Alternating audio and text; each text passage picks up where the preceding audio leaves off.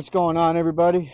My name is TJ, and I am a lifelong Notre Dame fan living in New York City, right over to my right. Today, we are going over to the Harry Lemon, also known as the Harry Lemon, for the 3:30 slate of games. We got Notre Dame, Miami of Ohio. We have Michigan, USC. We have Oklahoma State and Utah. So, yeah, thanks for watching. I'll check in with you guys once we get there. Later.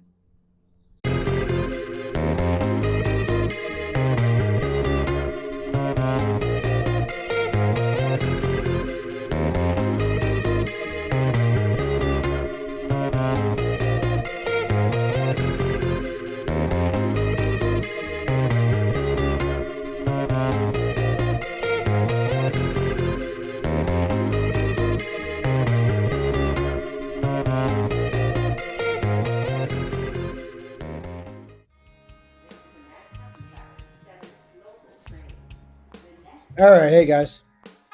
Just getting back from Manhattan about 5 to 10 minutes ago. We took the ferry down from Queens to Wall Street and then walked to Tribeca to the Harry Lemon, where we met up with some friends and watched the game. And I just want to say, for anyone that's visiting the city, especially in the warmer months, don't waste your money on one of those like excursions or tours of Manhattan. They're going to charge like $250 a head, and it's just crazy. It's lunacy what they charge people these days. The New York City ferry goes everywhere. It's $5. There's terminals in Queens. There's terminals in Brooklyn. I want to say 34th Street in Manhattan. There's a terminal off of Wall Street. There's a terminal in the East Village, and then on the west side, you have terminals in Hoboken and Jersey, and it's $5. There's a bar on the boat. There's indoor seating. There's seating upstairs, like open air seating, and you really can't beat it. It's my favorite way to go into the city, and so we did that. Got to the Harry Lemon. Didn't realize it's actually a Penn State bar, which is fine. I mean, there's bars for every team in Manhattan. That's what makes the city so unique. But they do the Penn State in-game volume. It's all Penn State alumni.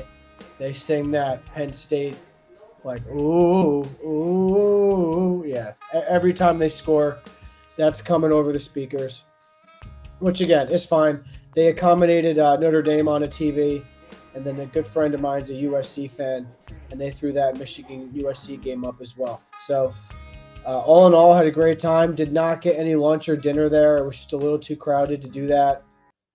Didn't really feel like busting out a white napkin and digging into a steak at this kind of place. But for as crowded as it was, I'll say the bartenders did a fantastic job. You're not waiting more than 3 to 5 minutes for a drink, and they're not rude. They don't look like they're overwhelmed when they're asking for your order. They were great. Can't say enough about them. It's crowded, but it's not shoulder to shoulder. It's not like get a drink spilled behind your back. The lines for the bathroom were a little long, but I can't help but wonder if that's just because it was a Penn State home game, and it was just all the alumni turned out to watch their team. But all in all, great time. Again, it's in Tribeca, the Harry Lemon, 3rd Street and Avenue B. If you're in the area, give them a shout. Just make sure that Penn State's not playing. Otherwise, you're going to have some difficulty getting your game on the TV. But, 28-3, Notre Dame over Miami. Listen, it's a win. First half was sloppy. Second half, I thought we showed a lot of improvement. And we bring in Louisville next Saturday. Can't wait. I'll be back tomorrow to kind of go into the game a little bit more. But wanted to pop in here really quick before we run to dinner and just kind of let you guys know what we thought of the Harry Lemon and kind of offer our suggestions if you're in the area. So thanks again for watching, and I'll see you guys tomorrow. Go Irish. All right, so welcome back. Sluggish game, 28-3. First quarter was pretty god-awful. Second quarter was better, and then I thought that we turned it on in the second half. I thought Riley Leonard looked pretty pedestrian at best in the first quarter, but I do think he showed improvement. And I'm going to ride with him. I'm going to ride with him. Some of the negativity around Riley Leonard right now and Marcus Freeman, although I think some of it is justified. When you consider that he didn't play in the spring, when you consider the Texas A&M game, and then the three, bottom feeder programs that we went up against since, I just can't help but wonder, like, if the coaching staff looked at Northern Illinois, Purdue, and Miami of Ohio as tune-up games. Let's not show too much before Louisville. Let's almost use those three games as like a preseason for the for the offense and Riley Leonard to try and get everybody up to speed, try and get the timing down. Let's get the offense to a point where we think we can go into Louisville and kind of like the meat of our schedule with confidence and, get the train rolling. Northern Illinois was a huge letdown spot. We all know what happened there with the preparation or the lack thereof. Purdue, we come out firing on all cylinders. The offense took a step. And then another letdown game against a MAC opponent with Miami of Ohio, which I'm just not. Did I want to see like 59-3 or 59-6? Like, sure. I wanted to blow the doors off Miami of Ohio. We got a good group of friends together, and instead of really enjoying, getting together with my friends and hopefully watching like a blowout, like I sweat the Notre Dame game out for the first half, and I wore it all over my face, and I'm sick of doing that. Like, I'm sick of playing these teams like we're playing them in the Super Bowl, these bottom feeder MAC or group of 5 teams. But all that being said, I mean, in the second half, I thought we showed progress. I thought Riley hit a couple of throws. We had some pass interferences called downfield where like Riley clearly looked like he was willing to push the ball downfield.